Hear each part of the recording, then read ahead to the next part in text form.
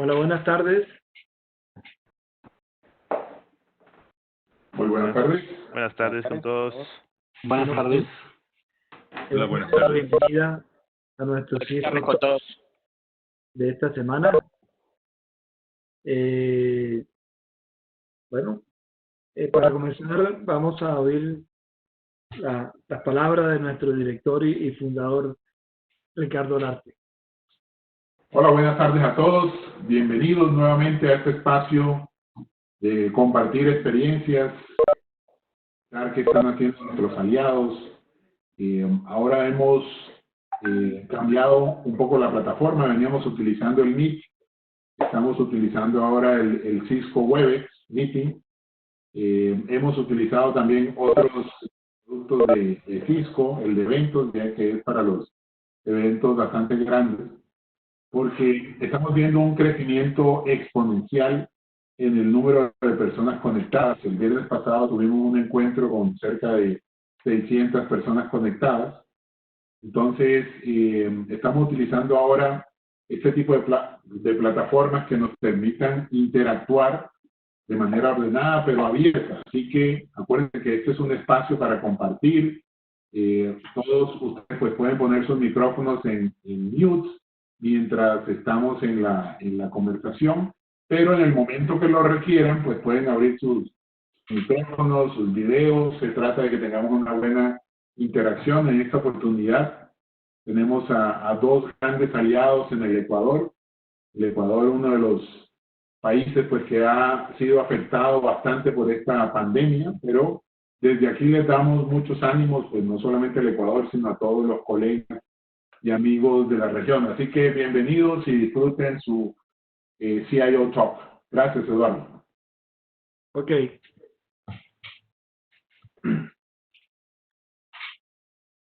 Jaime. Sí, hola, ¿cómo están? Muy buenas tardes. ¿Sí me escuchan? Sí. Sí. Bueno, muy buenas tardes con todos. Bienvenidos nuevamente. Gracias, Ricardo, por esas palabras para Ecuador. Vamos a iniciar. Antes que nada, unas pequeñas recomendaciones mientras estemos en las presentaciones. Tengan la bondad de colocar su video y su audio en mute, en off, para que puedan los presentadores hacer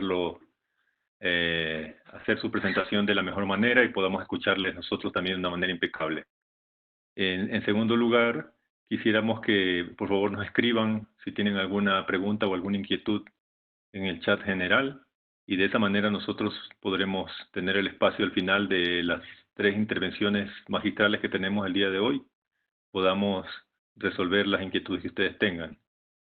Y al final, por supuesto, como lo dijo Ricardo ya, pueden quitar el mute y pueden realizar preguntas directamente, porque este es un espacio interactivo, ¿no es cierto? Muy bien, aquí tenemos la agenda. Ya tenemos, en primer lugar, la bienvenida que nos dio nuestro presidente y fundador. En segundo lugar, vamos a tener la primera exposición del manager para la región de North Latam, que es François Links. Luego tendremos a Roberto Falconi, también el director nacional de tecnología de .NET en Ecuador. Y finalmente cerramos con Ignacio Carú de 2NB. Al final tendremos una ronda de preguntas y cierre. Cada uno de los expositores tendrá 15 minutos. Y el tema es, como ustedes ya lo conocen, el nuevo normal, es lo que estamos viviendo ahora, las nuevas tecnologías y qué han hecho estas empresas, qué iniciativas han llevado para demostrarlo, ¿no? En primer lugar, quisiera concederle la palabra a François. François es director para la región North of Latam de VU. VU es una compañía especializada en el desarrollo de software de ciberseguridad.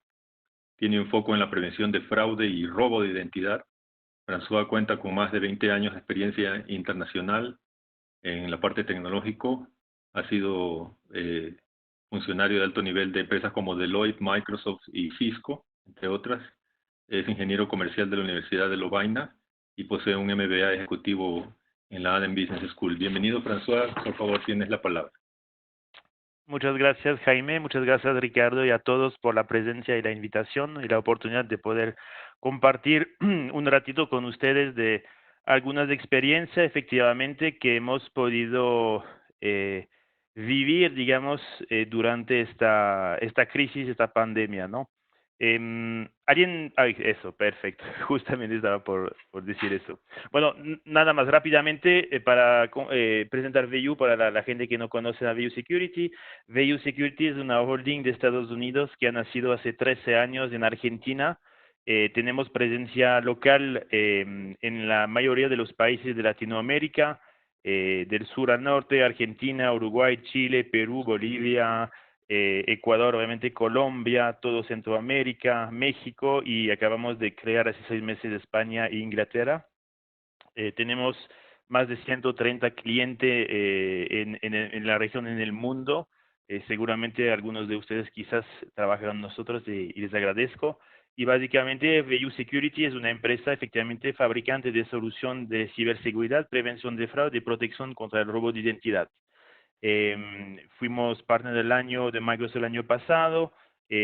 Acabamos de recibir una inversión fuerte del BitLab justamente para seguir ayudando los países, los ciudadanos, los ONG y las empresas en general sobre la manera con la cual podemos proteger justamente esta identidad o más particularmente la identidad digital de los ciudadanos en todos estos procesos de transformación digital que se han visto acelerar en estos tiempos de pandemia. Voy a quizás decir obligar además las empresas a pasar a la velocidad 2 para poder implementar soluciones digitales y seguras, porque a partir del momento uno se conecta al Internet, uno transfiere, digamos, el servicio a un servicio digital vía varias herramientas. Bueno, uno tiene obviamente que proteger tanto la reputación de la empresa que la identidad del ciudadano, del cliente, ¿no? Slide siguiente, por favor. Y justamente es el foco que voy a poner durante 10-15 minutos, es la identidad digital, ¿no? Lo que estamos viendo, y cuando consideran un poquito la vida de todos los días clásica, quizás que podemos decir antes de la pandemia o antes de una fase de digitalización, lo que vemos es que la identidad del ciudadano, de nosotros, está dividida realmente entre múltiples entidades, múltiples organizaciones.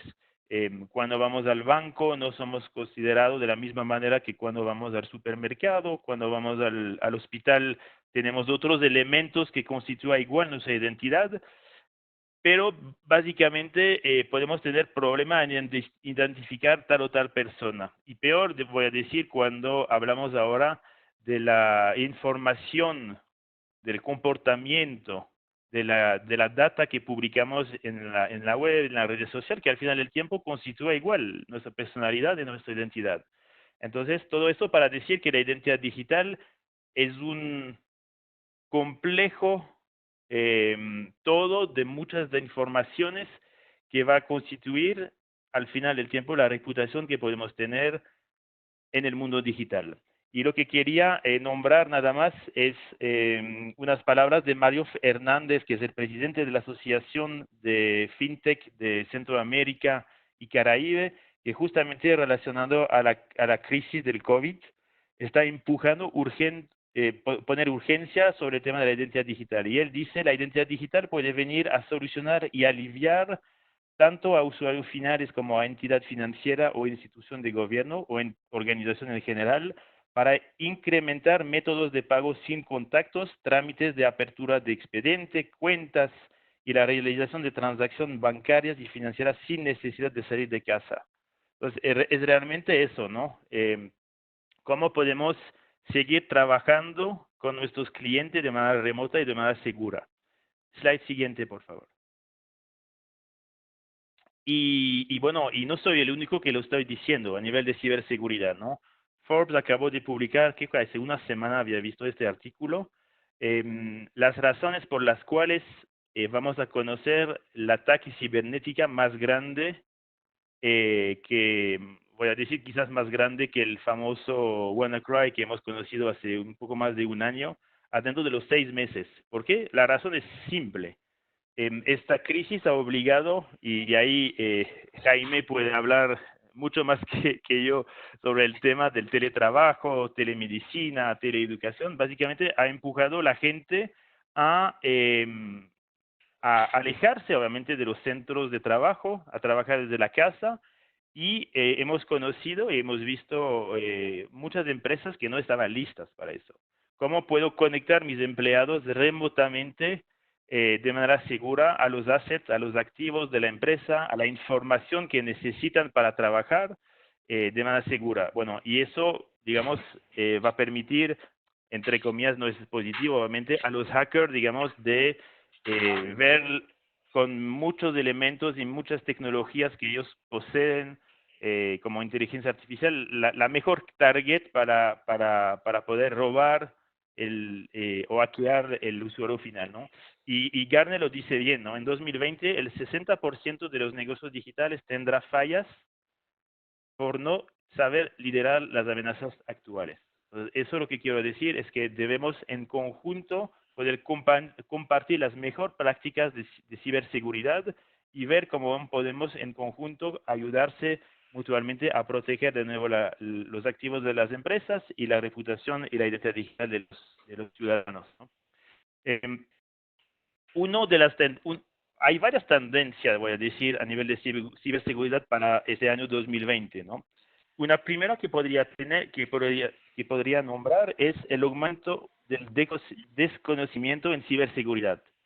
Hemos visto que hace falta profesionales especializados en los temas de ciberseguridad. De nuevo, hay que considerar la ciberseguridad como parte inherente del negocio y tener una estrategia bien pensada, digamos, a nivel de ciberseguridad. Un tema también que está relacionada a la ciberseguridad y a la identidad digital en general es cómo voy a poder proteger la información personal de los ciudadanos, ¿no?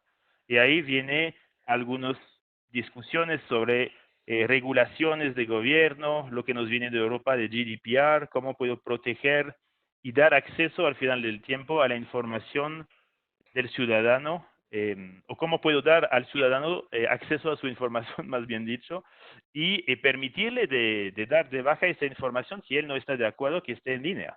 Es toda una problemática que estamos viendo. Una tercera tendencia que podemos tener, obviamente, es las nuevas amenazas digitales, ¿no?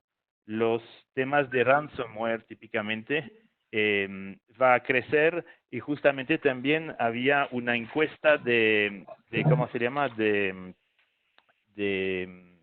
Checkpoint que decía recientemente que justamente luego de la crisis o durante la crisis del COVID va a subir los ataques tipo phishing y ransomware, entre otras, ¿no? Hay que estar preparado y ver cómo podemos proteger toda esa información.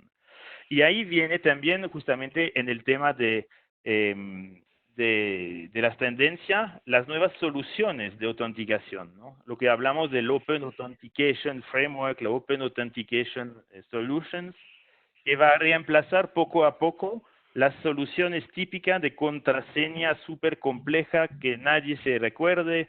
Todos de nosotros seguramente tenemos 10 cuentas con la misma contraseña, que es súper peligroso. Y entonces vamos a tener soluciones mucho más user-friendly que van a llegar. Ahí voy a nombrar una que es la biometría en general, ¿no? La biometría facial, biometría de voz. Estamos trabajando en VU en la biometría de la palma de la mano, por ejemplo. Y eso representa un mercado bastante importante, como lo ven, ¿no? Y tiene igual receptividad bastante positiva, digamos, a nivel del usuario, ¿no? Ahí pueden ver algunos números. 64% de una encuesta que habíamos hecho dice que va a mejorar las experiencias de usuario. Obviamente es mucho más simple a un jubilado de autenticarse remotamente vía la voz para justificar por su fe de vida y recibir su jubilación, como estamos haciendo en algunos países, que de deber acordarse de una clave X o deber obviamente moverse a un escritorio de un banco, por ejemplo, ¿no? Obviamente eso y la transformación digital obviamente empuja el incremento de la innovación. Vamos a ver llegar soluciones digitales bastante interesantes, Y otras consecuencias va a permitir igual de entender que cómo podemos aumentar el return on investment, cómo podemos crear ahorro de costo a nivel de las empresas y seguramente mover algunos presupuestos con esa nueva manera o nuevo tipo de vida que vamos a hacer, quizás mover los presupuestos que podríamos tener para temas de edificio, de oficina, hacia tecnología y ciberseguridad. Slide siguiente, por favor. Y ahí le voy a presentar una solución que seguramente ha escuchado, que es el Secure Onboarding. Y básicamente el Secure Onboarding va a permitir de crear el primer paso hacia la identidad digital. ¿Cómo voy a poder permitir al usuario, al cliente final, de poder enrolarse a su servicio digital y permitirle de abrir una cuenta de ahorro remotamente, contratar una póliza electrónica de un seguro? ¿Cómo voy a poder enrolarme al curso de la universidad que está en línea? Y todo esto en el contexto de poder justificar que soy realmente la persona que dice ser y asegurar mi identidad y del otro lado asegurar a la empresa que no voy a tener una suplantación de identidad y pérdida de revenue para simplificar el discurso.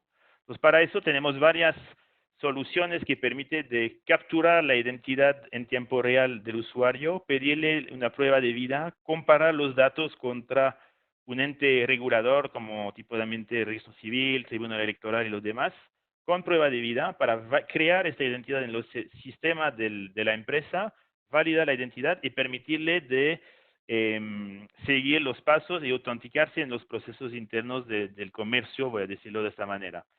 Relacionado a eso, hay un tema bastante importante que tenemos que hablar, es el tema de prevención de fraude, obviamente, ¿no? ¿Cómo voy a poder también asegurar a la empresa que va a utilizar, digamos, que va a permitir al usuario de utilizar su servicio, de prevenir el fraude transaccional? Eso lo vamos a manejar vía sistema de machine learning, de análisis de comportamiento, crear patrones típicos de usuario y llegamos a un concepto también de CIAM, de Customer Identity and Access Management, en el cual vamos a federar todas estas identidades que varias empresas pueden tener. Por ejemplo, un grupo grande retail de Chile, seguramente tenemos chilenos acá en la pantalla, tiene bancos, tienes agencias de viajes, seguros, etcétera, etcétera. Y adentro de estas entidades grandes, de estos grupos grandes, seguramente un François puede ser cliente en todas las entidades, pero no se ve como cliente de esta entidad y no tenemos la confederación de esta identidad, de esa federación de identidad, permitiendo de manejar mejor la información y la identidad digital del cliente. Slide siguiente, por favor. Bueno, ahí la reconocimiento de palma de la mano, así le he explicado rápidamente. Podemos pasar al slide siguiente, que es una innovación que estamos trayendo poco a poco. Y eso básicamente se va a aplicar, y tenemos casos en muchos elementos, ¿no? En muchos verticales. En salud, como el tema de telemedicina. Siguiente, por favor. En tema de educación, ¿cómo puedo efectivamente permitir a los estudiantes de acceder de manera segura, típicamente a una prueba en línea remota, ¿no? Y cómo puedo asegurar al profesor que es realmente el estudiante que está pasando el examen y no su compañero, ¿no? Slide siguiente, por favor. Eso acabo de decirlo, efectivamente. Podemos pasar al slide siguiente. Temas de trámites 100% remotos. Quizás ha escuchado del sistema de identidad digital del gobierno de Argentina, sobre el cual VU Security ha participado desde hace 3 años. Estamos trabajando con el gobierno allá, justamente para permitir de crear una identidad digital única del ciudadano y permitirle de acceder a todos los trámites en línea que el gobierno puede proponer, validando la identidad de manera remota. Y eso ha llegado a que el gobierno de Argentina tenga además la cédula digital, la licencia de manejo digital y un montón de servicios que se puede hacer de manera gratis o no, dependiendo si es empresa pública o privada, para el ciudadano, facilitando la vida, obviamente, al ciudadano, ¿no? Slide siguiente, por favor. Bueno, acá es otro ejemplo de verificación de identidad en un caso de la vida corriente, ¿no? ¿Cómo puedo estar seguro o como la empresa tipo DHL, etcétera, puede estar seguro que el usuario recibe su envío de manera exacta, ¿no? Bueno, ahí viene también el tema de la verificación de la identidad. Slide siguiente, por favor. Y acá, para terminar, le he puesto típicamente un flujo que estamos aplicando en muchos sectores, como les decía, de cómo, por ejemplo, puedo dar alta un crédito a un banco de manera remota, cómo puedo otorgar un seguro o permitir al usuario de contratar un seguro remotamente, cómo lo puedo inscribirme a una aplicación de home delivery, por ejemplo. Bueno, ahí vamos a tener algunos pasos rápidos, seguros, con buena experiencia de usuario, sin fricción, que va a permitir de combinar desde su móvil un análisis de comportamiento del usuario, del cliente, verificar de manera biométrica con reconocimiento facial, típicamente, la identidad del usuario, comparar estos datos contra fuentes de datos externos oficiales, registro civil, listas negras, típicamente, etcétera, para permitir la aprobación de la apertura de la cuenta, del nuevo crédito, combinándolo igual con un sistema de firma electrónica. Recientemente, esta semana, creo que he tenido que recibir 5 pedidos de desarrollo de un servicio con empresa financiera, fondo de pensión o empresa clásica para integrar temas de biometría y firma electrónica y combinar el onboarding con todas estas herramientas.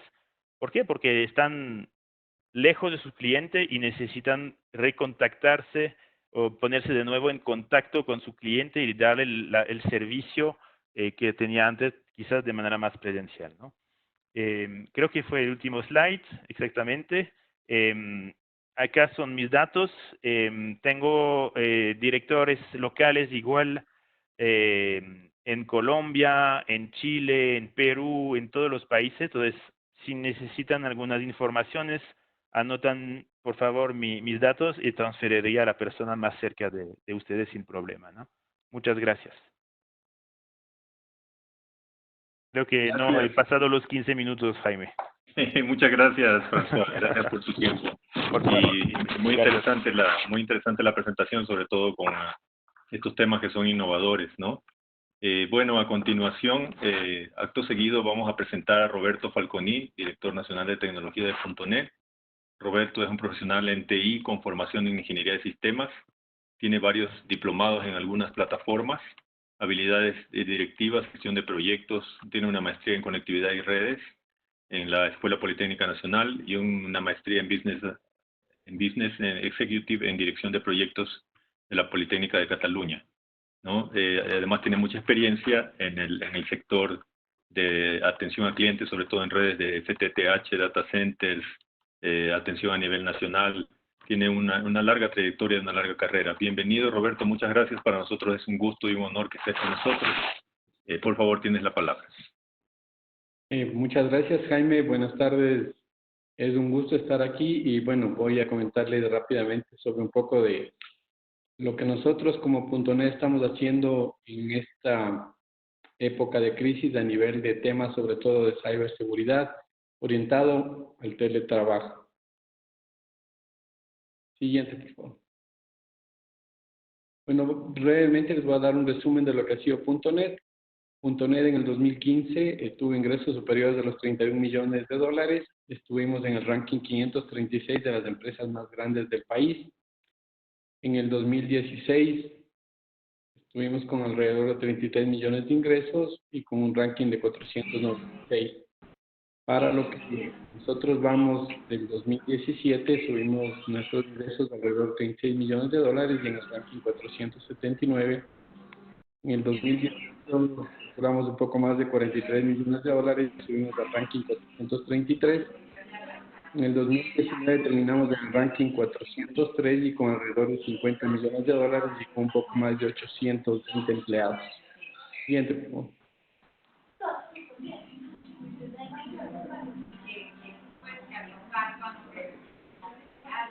Dentro de lo que es .NET a breve rasgos, somos una empresa, un service provider que cubre el territorio nacional ecuatoriano. Tenemos más de 13.000 kilómetros de fibra óptica troncal instalada, generando anillos de interconexión con redes de transporte que llegan hasta los 400 gigas de tráfico y con más de 20.000 kilómetros de fibra de acceso implementada en todo el territorio nacional. Siguiente. En este momento de crisis, ¿qué acciones de cooperación hemos ido ejecutando nosotros para nuestros clientes? Entre las principales acciones están incrementos de ancho de banda y recursos de cloud para clientes que lo han requerido, porque sí es verdad que muchos sectores han sido afectados por temas de la pandemia. Sin embargo, otros sectores que han seguido trabajando, como sector alimenticio, el sector financiero, el sector de la salud, han requerido incrementar sus capacidades, de las cuales .NET ha participado en el incremento inmediato de las mismas en el momento que los clientes lo han requerido. Como una segunda acción también, así como hubo empresas que tuvieron un gran repunte en esta crisis, también ha habido empresas que han pasado cerrados 70 días, cadenas de retail que no han sido de la línea que ha permitido el tema de operación dentro de esta crisis, entonces han reducido sus capacidades, han sido muy afectados por la cuarentena, han mantenido sus operaciones con un consumo mínimo de recursos, los cuales han sido a su vez también reducidos en los valores de facturación que la empresa ha hecho llegar a sus clientes. Y para nuestro segmento residencial, que contamos con alrededor de 100.000 abonados en el segmento residencial también, nosotros hemos aplicado una promoción de duplicar el ancho de banda para los clientes que han estado al día en sus pagos. Siguiente, por favor. Dentro de qué es la nueva normalidad, ¿no es cierto? Como datos de teletrabajo en el Ecuador, para marzo del 2020 contábamos con alrededor de 12.800 teletrabajadores registrados en el Ministerio de Relaciones Laborales, y para mayo se tienen estadísticas de que llegaron a 361.000 teletrabajadores registrados en el Ministerio de Relaciones Laborales, lo cual es un incremento importantísimo en el volumen de conexiones desde los hogares. Asimismo, por otro lado, el consumo de tráfico internacional para operadores, en este caso para .NET, subió de 70 gigas que venía un tráfico normal hasta marzo del 2020 hasta alrededor de los 130 gigas de capacidad de salida internacional, con un incremento cercano al 90%. Igualmente, los servidores de caché o los servidores de contenido, como Netflix, como Facebook, como Google, como Akamai, tuvieron un incremento también alrededor de un 48% en la capacidad que se venía manejando respecto a lo que están utilizando actualmente. Todo esto por el incremento del consumo de redes sociales y redes de contenido que se tienen normalmente a nivel de los service providers. Siguiente, por favor. A todo esto, lo importante aquí es manejar un nivel de ciberseguridad, proteger los activos de información de las compañías, proteger lo más valioso que es la data de las compañías, y para lo cual en este escenario .NET viene implementando y viene ofreciendo para sus clientes la parte de la conectividad segura. Clic por ahí, por favor. Primero que nada, formamos un canal por medio de una interconexión desde el firewall hacia el teletrabajador por medio de un canal seguro de VPN, el cual garantiza primero la conectividad a nivel de un canal virtual seguro desde la compañía hacia el empleado que se encuentre en su domicilio, sea con un dispositivo propio o sea con un dispositivo que la compañía lo entregó. Clic, por favor. En este mismo punto se agrega un canal de prevención de fugas de información o Data Loss Prevention, en el cual garantizamos que el colaborador, o que si la máquina tiene algún malware o algún virus, no utilice esa información para ser divulgada, y se impide la copia, se cifra la información, se impide tomar capturas de pantalla de la misma por medio de herramientas que impiden que esta información sea develada.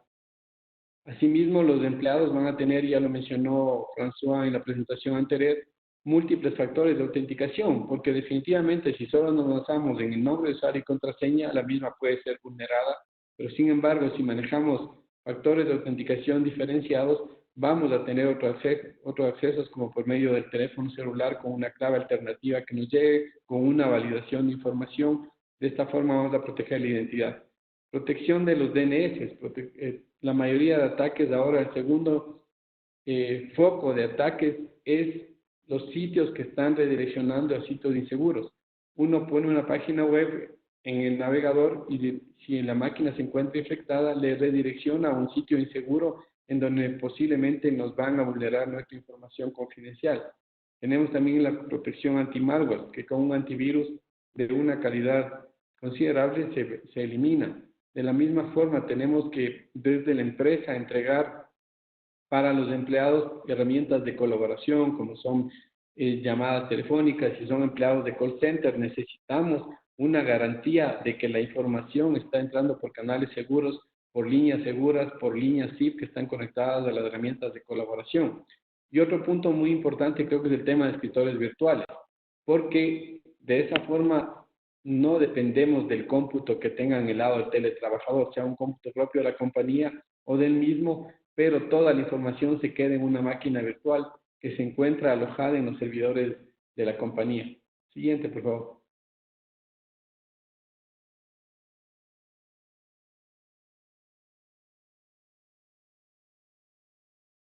Del otro lado, del lado de la compañía, del lado de la empresa, también nosotros tenemos que garantizar, porque muchas de las empresas se han tenido que mover tan rápido con esto de la nueva normalidad, con esto del teletrabajo, que tenemos que tener una protección de red diferente, un firewall de siguiente generación. Tenemos que generar protección de ataques de negación de servicio distribuido por medio de una herramienta que elimine ataques volumétricos y no nos deje sin conectividad. Protección a los portales web, porque la mayoría de transacciones o interacciones de los usuarios van a ser por medio de portales web. Vamos a tener que manejar múltiples respaldos de la información a sitios que nos den backup alterno de data. Definitivamente vamos a tener una protección de malware también en la red corporativa, prevención de la fuga de información que venimos hablando y definitivamente tenemos que orientarnos a tener un SOC, un centro de operaciones de seguridad, el mismo que nos va a dar una visibilidad con herramientas de correlación de eventos, herramientas que van a validar cadenas maliciosas y van a bloquearlas, porque existen sitios desde los cuales se generan ataques volumétricos y los mismos son determinados desde un SOC.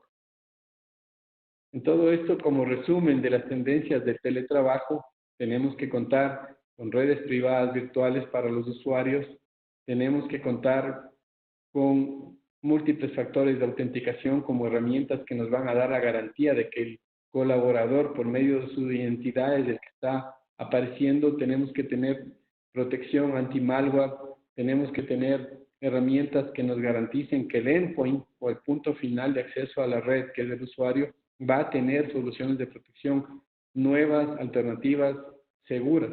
Y tenemos que también tener una prevención de la información para que no exista pérdida o robo de la información. Y no solamente puede ser que la información pueda robarse por claves, también pueden robarse bases de datos, pueden filtrarse información confidencial de la compañía como del segmento financiero.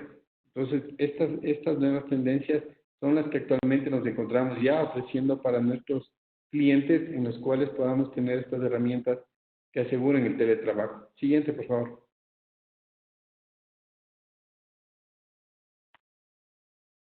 Del mismo modo, a nivel del lado de la LAN corporativa, tenemos que garantizar seguridad de siguiente generación con firewalls de alto rendimiento, de alta performance y con las actualizaciones del día.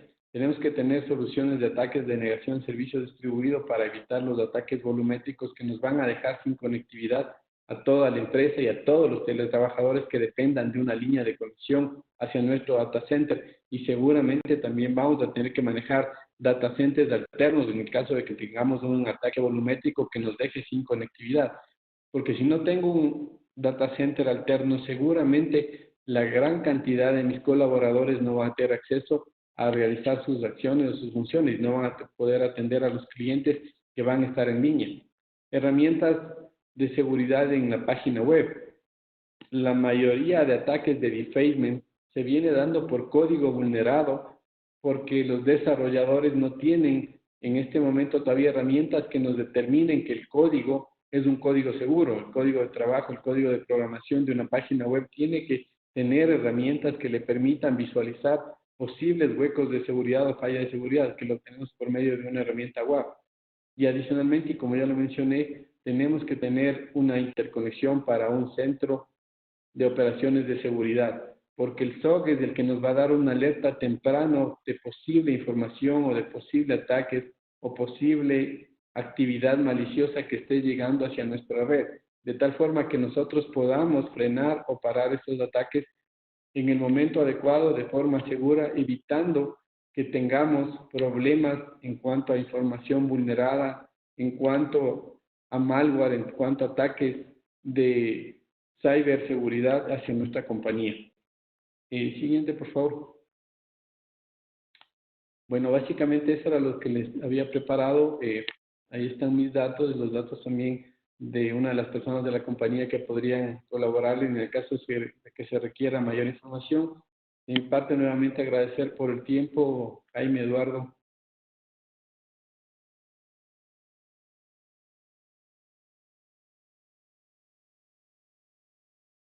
Los detalles y las seguridades que se requiere hoy en día para el teletrabajo seguro. Bueno, vamos a continuar con Ignacio. Ignacio Caró es el CEO del 2MB. Ignacio es profesional con más de 20 años de experiencia en el mercado corporativo, trabajando en empresas multinacionales, más de 8 años de experiencia en liderazgo de unidades de negocio y equipo de ventas, incluyendo la experiencia de vivir y liderar equipos fuera de su país natal, en Argentina, superando los obstáculos multiculturales habituales generados por un cambio de país. Apasionado por liderar personas y retos profesionales exigentes. Tiene una reconocida trayectoria en alcanzar objetivos exigentes bajo presión, de manera autónoma e integrando y liderando equipos. Ignacio, bienvenidos. Bueno, muchas gracias, Edu, y gracias a todos los participantes de este foro. La idea de hoy era conversar un poquito sobre esta nueva normalidad y finalmente mostrarles algunos ejemplos o casos de éxito de algunas implementaciones o soluciones generadas, ¿no? Si vamos al siguiente slide, la siguiente. El tema de la nueva realidad o la nueva normalidad, hay cambios que se generaron en estos tiempos que claramente no se van a perder, ¿no? Se van a quedar, y uno de los cambios profundos, y lo vimos recién en las presentaciones de los expositores, el tema del trabajo remoto y flexible, ¿no? Si bien va a haber, obviamente, un retroceso en todo en algún momento cuando pare la cuarentena tan brutal que hay hoy, pero nadie va a querer volver a la situación previa, ¿no? O sea, va a haber mucha gente que decida que sus colaboradores sigan trabajando en su casa, o que vayan menos días a la oficina, o en otros horarios. Va a haber una descongestión en algunos aspectos, y va a haber necesidades, obviamente, importantes en lo que tiene que ver con seguridad y acceso a la tecnología de trabajo remoto que recién vimos. Por otro lado, también cambia un poco la cultura de ventas. Yo recuerdo muchos años donde la cultura de ventas digital, yo trabajé muchos años en IBM, tuve 20 años ahí, y durante esos 20 años siempre fue un trabajo de mucha formación de gente en lo que llamaban el .com en su momento, la estructura digital de IBM, y ese tipo de personas hoy están mucho más capacitadas que muchas personas que estaban acostumbradas al face-to-face para liderar esta transformación, ¿no?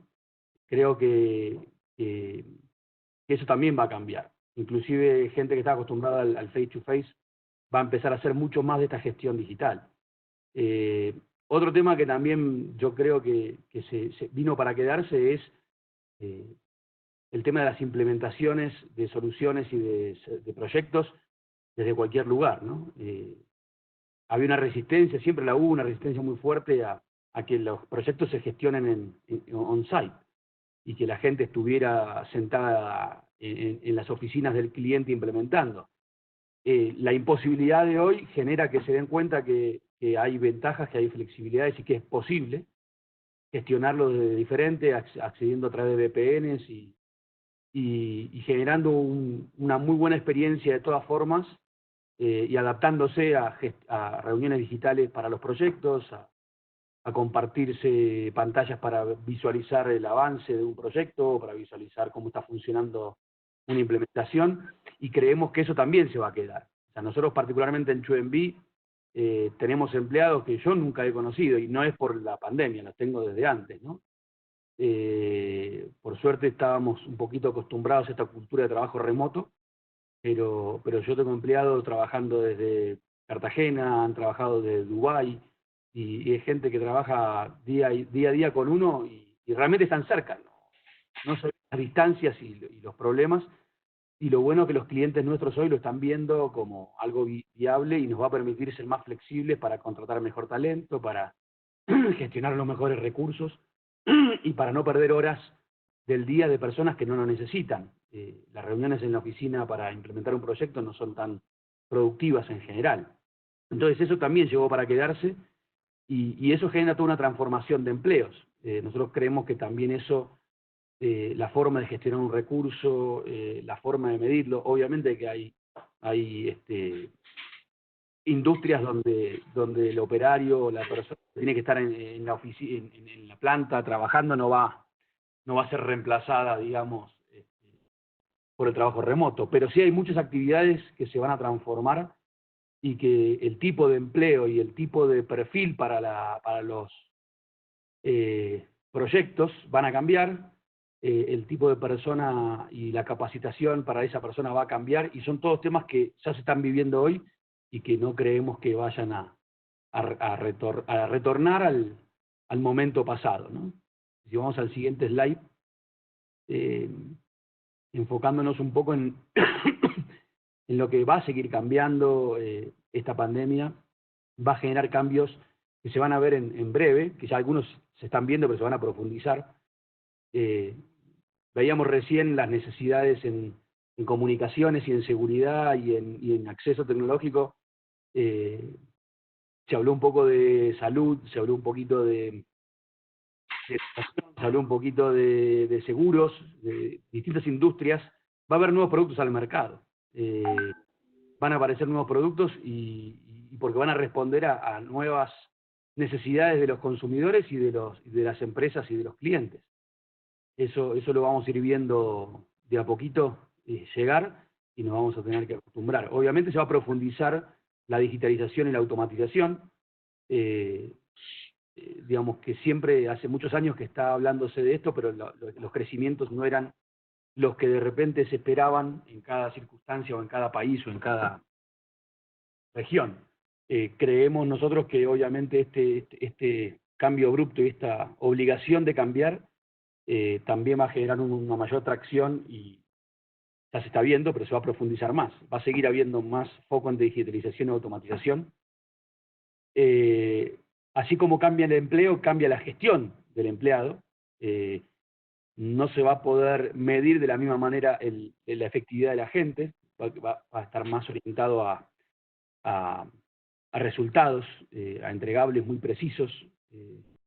Creemos que eso también hace a la adaptación de las empresas, de cómo van a gestionar el talento, cómo lo van a educar, cómo lo van a contactar, cómo lo van a guiar y cómo lo van a medir, ¿no?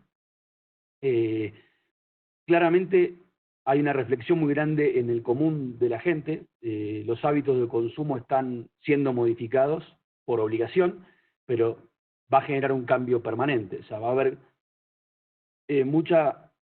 muchos cambios respecto a cómo el consumidor va a decidir y va a destinar su presupuesto, y también cómo las áreas de marketing y, digamos, de las empresas van a tener que empezar a trabajar y entender esos cambios de hábitos, ¿no?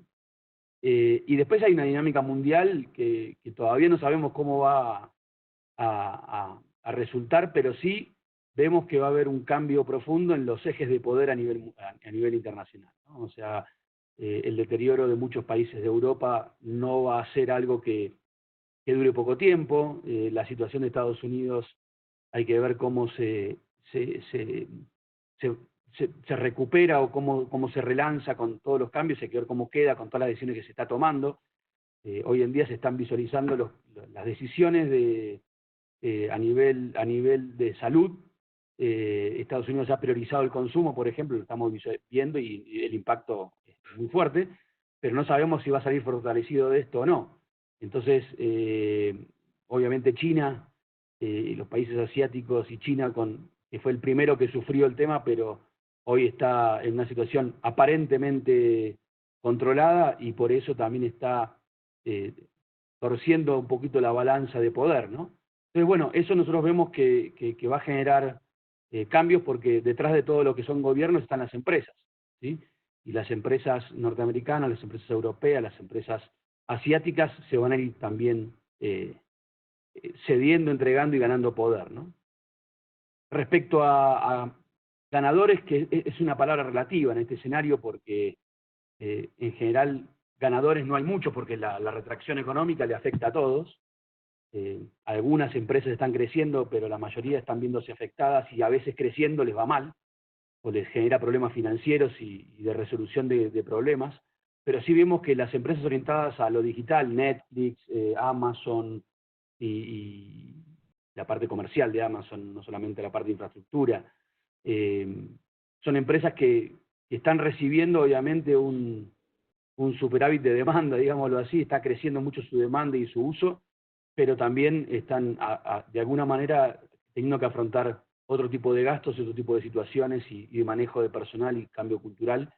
Lo mismo pasa con lo que es retail alimenticios y commodities alimenticios, recién lo veíamos también en la otra presentación, donde ahí digamos que son los que menos caen, ¿no?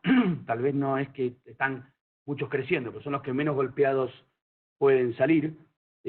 Como concepto general, empresas que hayan sido capaces de afrontar esta situación de una manera dinámica y sean flexibles en su origen y en su ADN, también pueden salir fortalecidas en función de que están preparadas para este tipo de crisis. Y se viene obviamente un cambio, cuando hablamos de hábitos de consumo, va a haber prioridad en consumo obviamente de educación, salud y telecomunicaciones por naturaleza de la situación, ¿no? Entonces esos sectores también van a estar despegando más rápidamente tal vez que el resto. Digamos que toda esta situación que acabamos de analizar lleva a que las compañías hoy en día van a tener que estar más enfocadas y van a estar enfocadas, y ya lo estamos viendo, en decisiones muy productivas, ¿no? Valor a la organización, productos y servicios que realmente requieren para ser más eficientes. No va a haber tanto, como en algún momento, decisiones más de lujos o de intenciones suntuosas, digamos así, van a estar más orientadas al cuidado, van a cuidarse mucho más a futuro en las finanzas y van a tomar decisiones más inteligentes y basadas en la productividad, ¿no? Nosotros queremos comentarle 3 ejemplos muy breves, no les voy a tomar mucho tiempo, creo que me quedan 2 o 3 minutos. Nosotros, dentro de nuestro portafolio de servicios, tenemos una solución que hemos desarrollado justamente para este momento, que tiene que ver con automatización o robotización de procesos como servicio. Estamos tratando de acomodar la estructura financiera de los proyectos a los tipos de ahorros que generan como OPEX. En lugar de cobrar una implementación y un licenciamiento por RPA, Robotic Process Automation, lo que estamos haciendo es cobrando mensualmente la solución a largo plazo como si fuera un colaborador digital, digamos, ¿no? Entonces, por ejemplo, en Global Seguros ya implementamos una solución de esta naturaleza, donde hay un cobro mensual que está embebido la licencia y el servicio de implementación, donde todos los procesos de generación de certificados y emisión de pólizas del seguro educativo lo hacían 3 funcionarios y era una tarea bastante pesada en tiempo y que generaba obviamente una interacción con varias plataformas y digamos que con la implementación de una estrategia de bots pudimos reducir ese tiempo de trabajo y ese requerimiento de funcionarios para esas tareas. No es que la gente se va de la empresa, sino que se redirecciona en muchos de los casos. Y se automatizó 100% el proceso, ¿no? Entonces, esa fue una implementación que nos llevó unas 3 semanas de trabajo sobre una plataforma como Rocketbot, que es una plataforma de licenciamiento de RPA, que más adelante podremos profundizar. Pero bueno, es una forma de ver cómo nos adecuamos al presupuesto del cliente, la situación actual, y cómo en muy poquito tiempo uno puede lograr una solución que le permita un ahorro importante y una productividad mayor, ¿no? La siguiente es Amarillo. Amarillo también es un cliente nuestro del sector de la construcción en Colombia, que tenía unos procesos muy complejos de reportes sobre dos sistemas actuales que maneja, y donde demoraba muchas horas en la construcción de un reporte con inclusive una cantidad de información muy pobre, digamos, que lograba disponer para poder tomar decisiones. Esas 48 horas que llevaba a hacer el reporte, nosotros la redujimos a 1,5 horas, y además, como la información viene mucho más digerida y mucho más estructurada y completa, les permite reducir un montón la cantidad de días que toman en sacar las conclusiones por proyecto, ¿no? O sea, estos son, cada proyecto de construcción, de construcción que tienen requiere un trabajo específico, y este proyecto lo que hace, la automatización lo que hace es gestionar de una forma centralizada todos los proyectos en tiempo como que real, digámoslo así. Y finalmente lo que es la Universidad Javeriana, también acá en Colombia. Ellos tienen un proceso muy pesado de creación de programas educativos, donde tienen que vincular al programa con todas las características del programa y quiénes van a ser los profesores, los docentes que van a estar trabajando en ese programa, y para cumplir toda esa estructura de coordinación y de tareas, tienen que interactuar con tres distintos sistemas, en los cuales en cada uno tenían que cargar su información particular. Y la realidad que lo que hicimos fue implementar también con RPA como servicio una solución que les redujo más de 1.200 horas mensuales en trabajo. 1.200 horas mensuales son, podemos pensar, aproximadamente 8 personas. Obviamente que vuelvo a que no hay una reducción de plantilla probablemente, pero sí generan tiempos para otras cosas y mejor calidad de trabajo, ¿no? Porque además ese tipo de trabajo tan pesado y tan largo genera normalmente errores y diferencias entre cada uno de los sistemas. Acá, como lo hacen de forma automatizada, no hay errores y todo el trabajo lo hace un bot, ¿no? Entonces, de esa forma también se mejoró la comunicación con los mismos asignados a cada tarea, que antes tenía que, desde el sistema, disparar un correo manual, ahora lo hace automáticamente la herramienta. Bueno, queremos compartir esto con ustedes, creo que estoy justo en tiempo, así que les agradezco el espacio que nos dieron, y cuenten con nosotros para evaluar cualquier necesidad que tengan. Ahí están mis datos. Gracias a todos. Muchas gracias, Nacho, y por tu presentación. Claro, todos los trabajos que han hecho para colaborar con las compañías que hoy en día requieren automatizar mucho trabajo, y eso de la construcción de los bots, de los robots, de los chatbots, es importante en estos momentos. Bueno, abrimos el espacio para cualquiera que tenga alguna pregunta, pueda formularla a cualquiera de los speakers que nosotros tuvimos.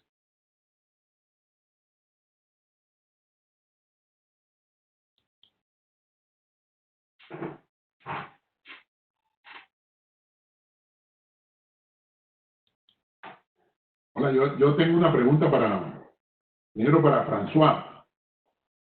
Y con respecto a esos sistemas de identificación, digamos, que podrían ser aplicables, François, digamos, en una herramienta tan simple como este Webex o como Zoom, para identificar a las personas plenamente de manera digital. Sí, totalmente. Y además estamos colaborando con algunos proveedores justamente para poder integrar la biometría facial o el onboarding de manera general a ese tipo de herramienta, ¿no? También les cuento que estamos integrando esta herramienta de creación de la identidad digital sobre chats tipo WhatsApp, Facebook, chat, etcétera, permitiendo también a las empresas de desarrollar servicios digitales con una herramienta súper utilizada y la más simple que cualquier persona está utilizando. Todos estamos utilizando WhatsApp. Entonces, ¿por qué no podría crear, contratar un seguro, pedir comida a domicilio justificando o validando mi identidad directamente en el WhatsApp? Eso se hace y estamos trabajando con varias empresas sobre eso. Sí, sí, totalmente. Se podría hacer sin Súper, problema. genial. Igual que podemos discutir online cómo hacer para registrar fácilmente a los miembros de Sexis o Forum en estos... Exactamente, creamos un servicio web o una aplicación móvil con eso y la gente se podría enrolar al Microsoft Forum directamente con su cédula, su rostro, etcétera, sin problemas, claro que sí. Sí, súper, gracias, François. Y tenía también una pregunta para Roberto. Roberto, ¿qué tanto cuestan más todos estos sistemas que tú mencionas de protección que está ofreciendo .NET y que lo hacen más robustos, ¿no? ¿Qué tanto cuesta más? Sí, bueno, la ventaja ahora de los actuales momentos es que las herramientas vienen en modalidad de OPEX, vienen en una modalidad de renta mensual y son servicios que, por ejemplo, un tema de un antivirus, podemos estar hablando de $2 mensuales, un antivirus corporativo, una solución de Data Loss Prevention, podríamos estar hablando de unos $15, $18 mensuales, un doble factor de autenticación, unos $3. Entonces son soluciones que están orientadas a facilitar su adquisición porque no es una solución de licenciamiento perpetuo. Si uno quiere lanzar un proyecto temporal de 1, 2, 3 meses, puede tomar una de estas opciones sin tener que comprar una solución anualizada con un soporte anual. Súper, o sea, realmente es una buena inversión, relativamente baja. Exacto. Bien. Y si me permite, Eduardo, una pregunta más para Nacho. ¿Sí? Bueno, Nacho, creo que estás también en el negocio, fuera de seguridad, de conexiones, como están los otros aliados, pues estás en el punto de automatización. Y sobre todo muy válido para estos momentos en donde muchas organizaciones se frenaron un poco y están pensando en automatizar muchos procesos, ¿no? Seguramente va a haber un aumento de demanda bastante fuerte. Pero la pregunta es, ¿qué tanto, digamos, se pueden reducir plantillas, ¿no? En estos procesos de automatización? O si ese es el verdadero indicador, o hay otros, ¿no? De continuidad de negocio. Bueno, digamos, hay una discusión siempre, y más en estos momentos muy sensible, ¿no? De reducción de gente, hasta inclusive es difícil de lograr legalmente, ¿no? Fuera de lo humano. Pero sí claramente uno de los indicadores es reducción de tiempo improductivo en la gente. No necesariamente uno al colaborador lo reduce. Muchas veces le da por eso hablamos de los cambios de roles, le da un rol de más análisis que de ejecución. O sea, la automatización no solo es RPA también, ¿no? Automatización también hay otro tipo de soluciones y no siempre son robots o bots los que van a automatizar tareas. Lo que tiene justamente el tema de sobrecarga de tareas repetitivas y manuales, que es lo que más o menos RPA viene a apoyar, sí genera productividad y un indicador para el ROI de los proyectos puede ser reducción de gente. Pero también hay, recién hablábamos, como en el ejemplo, hay beneficios respecto a la seguridad de la información que se realiza en los sistemas, ¿no? que se carga en los sistemas. Cuando son tareas manuales, depende de que la persona lea en algún lado y traslade hacia el otro. A veces copia-pega, a veces transcribe. Todo eso el bot lo hace de una manera súper precisa y sin errores. Y lo otro es la velocidad en la que podés llegar a tus clientes o a tus soluciones o a tus objetivos. Porque el bot también tiene una velocidad mayor de trabajo, ¿no? Entonces, son varios los indicadores que se utilizan para medir productividad en RPA y en automatización en sí. Súper, gracias. Yo le tengo una pregunta para Roberto. Roberto, una de las preocupaciones de las personas es cuando estas mesas de ayuda y estos call centers se han movido por obligación a que los empleados vayan a las casas a trabajar desde ahí. se pierde como esa tranquilidad de que de pronto el empleado de una de estas mesas de ayuda ya en su casa puedan manipular la información privada que las personas tienen, ¿no? Tomar una foto o alguna cosa. Cuando estaban en la empresa, digamos que uno sentía cierta seguridad, pero ahora en forma remota veo que ustedes tienen unas herramientas muy buenas para que darle tranquilidad a las personas en este servicio. Sí, sí, Eduardo. Bueno, en efecto, el mayor problema, tal vez, o el mayor riesgo que se tiene desde las compañías, sobre todo al pasar un modelo de teletrabajo sin haber generado una preparación en el tiempo para llegar a la misma, como fue el tema de la crisis que se confinó a todo el mundo, se puso en cuarentena, se quitó la movilidad y obviamente las empresas tenían que seguir trabajando, operando. No había una preparación para llegar a un teletrabajo, no había una preparación para conocer si el empleado cuenta o no cuenta con una computadora que tenga las características necesarias, que tenga el software disponible y sobre todo licenciado, si tenga un antivirus. Entonces, la mayor preocupación para las compañías del tema de la seguridad es su información. Y como tú bien dices, tenemos cierta tranquilidad, entre comillas, al estar en la empresa, de que por el mismo hecho de estar ahí, el colaborador no va a dejarlo tan abierto. Sin embargo, al estar en su domicilio, posiblemente puede hacer capturas de pantallas, bajarse los archivos de las bases de datos, de las tablas de clientes.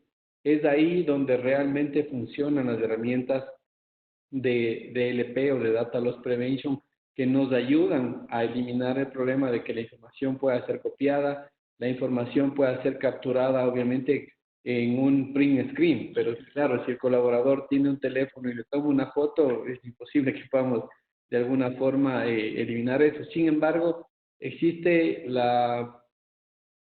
el riesgo de que el usuario pueda de alguna forma vulnerar eso, pero sin una herramienta de este tipo es mucho más sencillo que el colaborador pueda hacer uso inadecuado de la información que tiene disponible.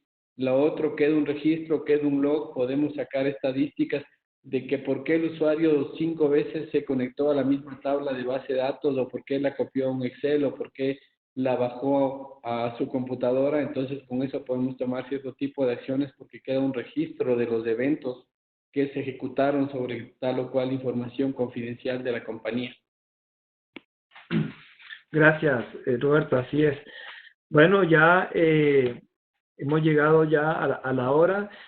No sé si alguno de si Nacho o François quiere dar una última recomendación para los CEOs que están conectados. Sí, para complementar nada más lo que Roberto decía de justa manera, existe también herramientas que permiten de manera transparente de autenticar el usuario desde el dispositivo desde el cual está transaccionando, ¿no?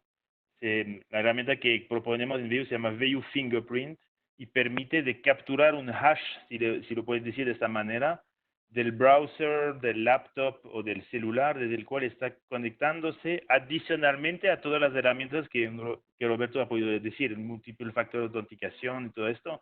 Y eso permite esta herramienta de autenticación de dispositivos de prevenir la suplantación de identidad vía varios temas tecnológicos que le podríamos explicar. Entonces, hay maneras de proteger sin problema efectivamente el acceso o la identidad de manera general de los usuarios cuando trabajan en teletrabajo, ¿no? Gracias, François. Nacho. Sí, yo para resumir, digamos, lo que quiero que la audiencia repiense, muchos habrán analizado estrategias de RPA o automatización y de repente los costos o el valor del licenciamiento amerita un proyecto, ¿no? Muchas veces, y fue una conclusión nuestra durante mucho tiempo también como proveedores de solución, necesito identificar 30 procesos para empezar, y la verdad que estas metodologías y esta herramienta como puede ser Rocketbot, que es muy dinámica, nos permite a nosotros implementar proyectos en 2-3 semanas a un costo muy accesible y que con un solo proyecto, un solo proceso de automatización puede justificar el uso de la licencia anual, digamos, ¿no? Entonces, no se queden con el pensamiento de que tiene que ser un megaproyecto o un proyecto muy estructurado. Si tienen una necesidad puntual, ven que tienen un problema en un proceso improductivo o que por el tema de la pandemia necesitan automatizar tareas porque la gente ya no está en la oficina, que nos busquen, que nosotros podemos apoyarlos en eso y diseñar una solución a la medida del requerimiento y no hacer el megaproyecto. ¿Sí? Gracias, Nacho. Roberto, No, para al contrario. terminar. Sí, muchas gracias, Eduardo. Bueno, en este momento yo creo que es importante tener iniciativas diferentes, es importante que veamos que las organizaciones han tenido que moverse muy rápido hacia esta nueva normalidad, que definitivamente, como todos escuchamos, la pandemia va a permanecer por un tiempo y creo que esto nos lleva a tomar decisiones y acciones adecuadas y oportunas, sobre todo en el campo de la conectividad para garantizar una productividad del teletrabajador y en el tema de la seguridad para garantizar la integridad de los datos de la compañía. Nada más. Ok. Bueno, muchas gracias a todos, a ustedes, François, Roberto, Nacho, por las presentaciones muy buenas y a todos por haber participado, por haberse conectado en esta hora nuestra. Esperamos que volverlo a ver. El próximo CIESO Talks va a ocurrir dentro de 15 días y están cordialmente invitados. Que tengan una feliz noche todos allá en sus casas. Chao, igualmente. Muchas gracias por el espacio. Hasta luego. Suerte. Muchas gracias a todos. Gracias. Gusto, adiós.